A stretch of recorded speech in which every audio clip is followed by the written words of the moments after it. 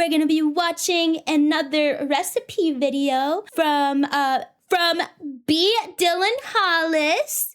He's gonna be doing the TikTok viral 1950 tomato soup cake. I love tomatoes. I love tomatoes so much. I can eat them like an apple, but putting it in as a cake, I don't see it, chat. And I know I said that about the last recipe, but I don't see it. But anyways, we're gonna get right into it. Gentles and ladymen, the unpresuming tomato. This here is a venerated fruit with its foot thoroughly in the door of savory cookery. It has a variety of uses which are near infinite, from salads to pasta sauces. And one of these uses is within the condensed tomato soup. Yes, this is a canned goods staple, unassuming and commonplace. In fact, I'm quite sure it's a felony in at least 28 states for one to consume a grilled cheese sandwich without this. It is expected. What isn't? I think every time you have a grilled cheese sandwich, if you don't have tomato soup, it's against the law. Throw him in jail. You need to have tomato soup. You need to have tomato soup with your grilled cheese, chat.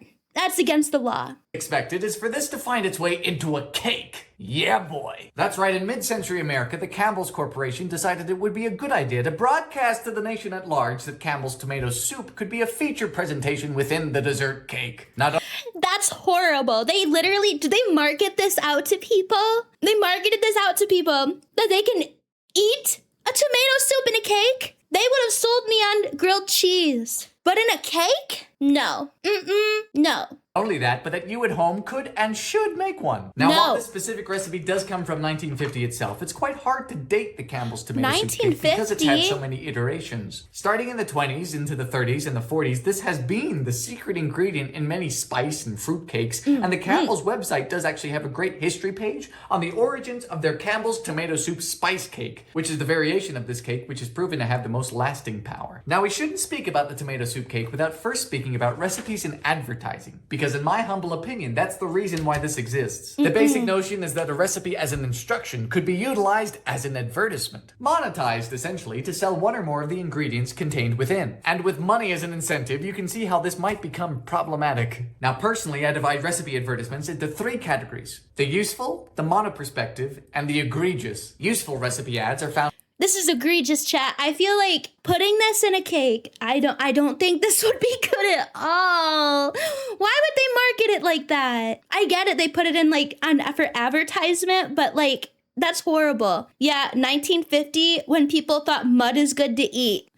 Chat, what the heck? No. On the products themselves, specifically pantry staples. Say, for example, an oatmeal cookie recipe found on the lid of an oatmeal container, or a bread recipe found on the reverse of a flour bag. These are everyday ingredients that in all likelihood we're going to be purchasing anyway, so the inclusion of a recipe is just an added bonus. Now, the recipe is there to incentivize a purchase, but it only serves us as a positive. Now, the mono-perspective ad is a little more unpalatable, and they come in the form of brand-produced cookbooks, often given away or sold at a loss. These are brands for products like vegetable shortening or corn flour, items which have their uses. An example of this is my Crisco cookbook from the 40s. It has a huge variety of dishes, many of which aren't too bad. The issue is that each and every recipe specifically cites Crisco, in all caps for that matter, and each recipe was written with Crisco in mind. The book omits the fact that many of those lunches, dinners, and desserts would taste a whole lot better if one would just use butter or another cooking. Did you guys know that Crisco is digestible? I learned that in the last recipe that Crisco is very digestible and it was marketed as digestible. I really hope that this is going to be edible.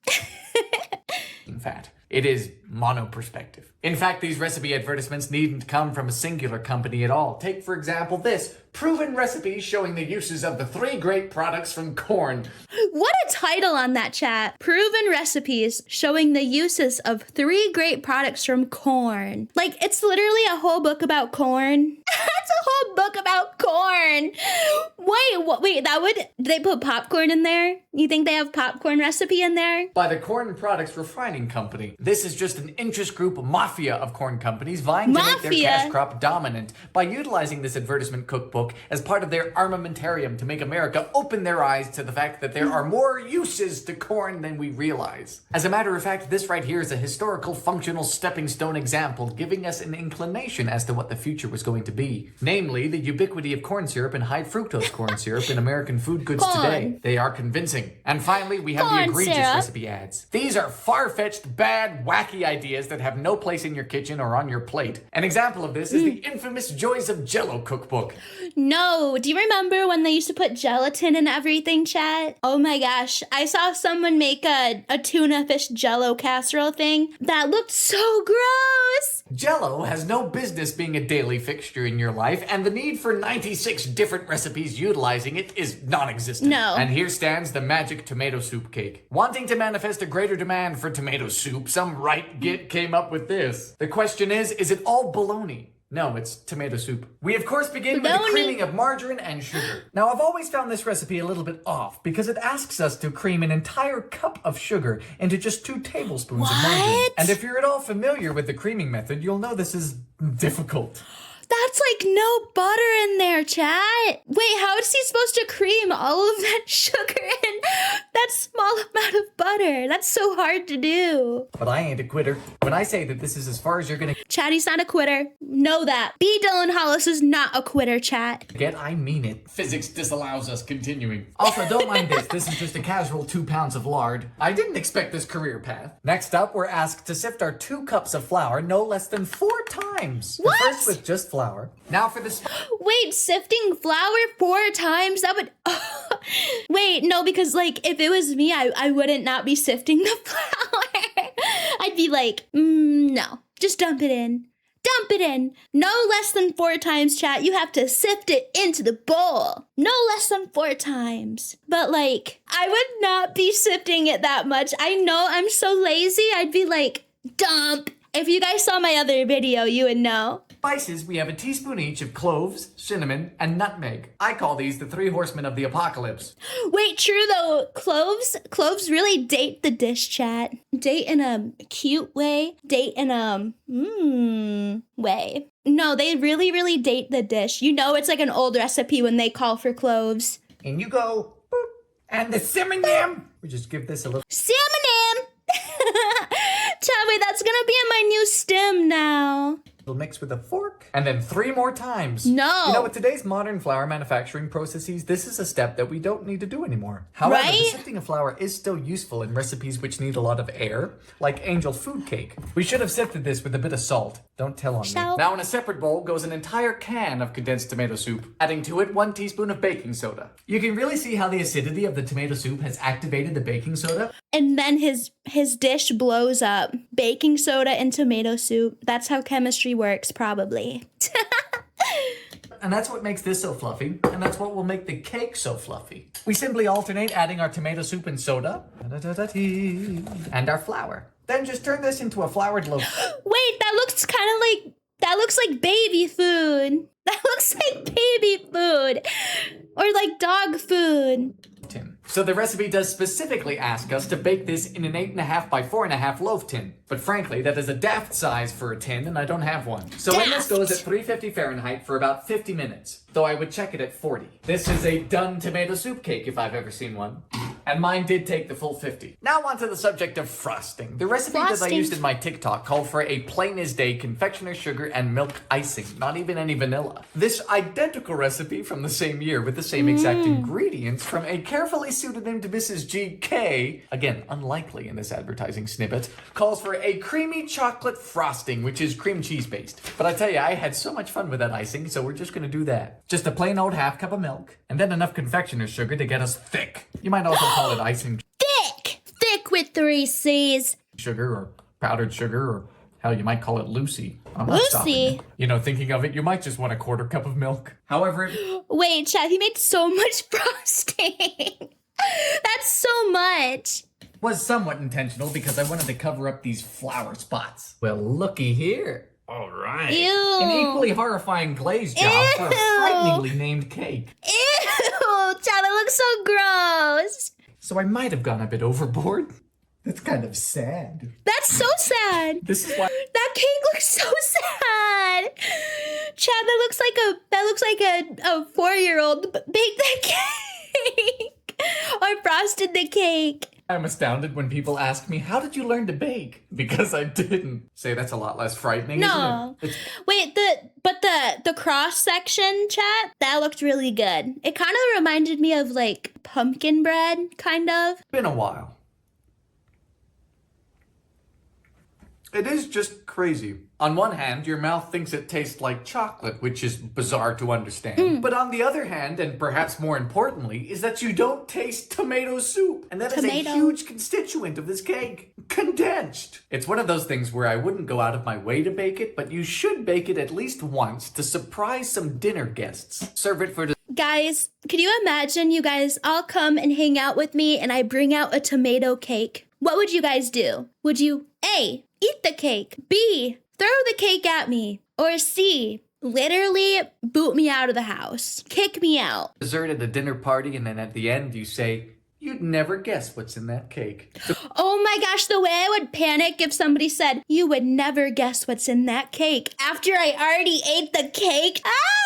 That would be so horrible. The party trick. So friends, it's been a few days, and within those few days I got to thinking, perhaps I was a bit too dismissive of Mrs. GK's creamy chocolate cream cheese frosting. So behind me I have another tomato soup cake in the oven because I want to give this a shot. Mrs. GK Campbell's, whomever it may be, created this magic tomato soup cake with this frosting in mind, so who am I to push them aside? So he made a second one, chat, to try the chocolate cream cheese frosting. Second tomato soup cake, and it seems to have turned out a lot better than the first. Why is it that whenever I bake things as an afterthought, in passing, or in a rush, do they seem to turn out better? Is that just me? I have been plagued by this phenomenon for years. The cake does look good. If I don't focus on something too much, it turns out perfectly. The frosting begins with us beating 3 ounces of cream cheese together with 3 tablespoons of milk. So let's get down the big boy. Cream cheese in.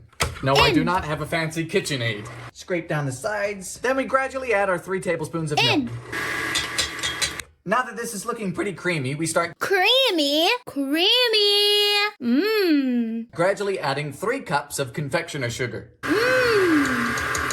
So this has made quite a lovely and thick cream cheese frosting.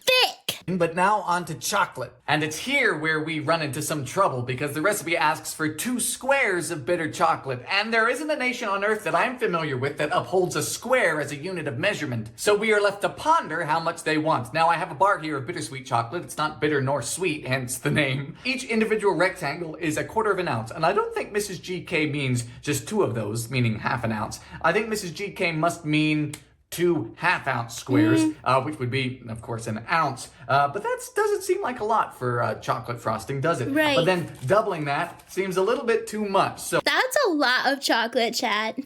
We're going to start with just an ounce of chocolate, melt that down in the microwave, and then go from there. In you go.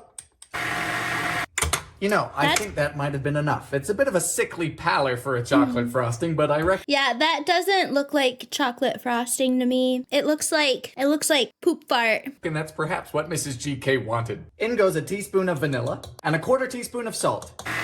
Cake time! Now, I think we've already established quite well that this part of baking is not my forte, but let's see what we can't do. All these fancy Instagram pages, magazine articles, they're baking things looking like it's fit for the gods. What am I doing? A tomato soup cake. I don't know about you, but I think it's safe to say that this cake is sufficiently frosted. That cake looks like I frosted it, Chad. It looks like I frosted it with my butt. No, it looks like I frosted it with a, I don't know, some tool that's not good for that, like a fork. Like a fork. This is a lot better than the first. But does it taste a lot better? Yes. Yes, it does. It goes perfectly with the tomato soup. I'm sorry for doubting Mrs. GK. So although our tomato soup cake is aligned more with novelty than it is proper baking, I believe it has its place. It is a surprisingly wonderful combination of flavors that I think you should experience. So here's to that, and I'll see you soon. Chat, that cake on that last cake looked like it was actually kind of good, but I'm highly skeptical. I'm highly skeptical that this would be good. Mainly because you just throw a whole can of condensed soup into a cake. So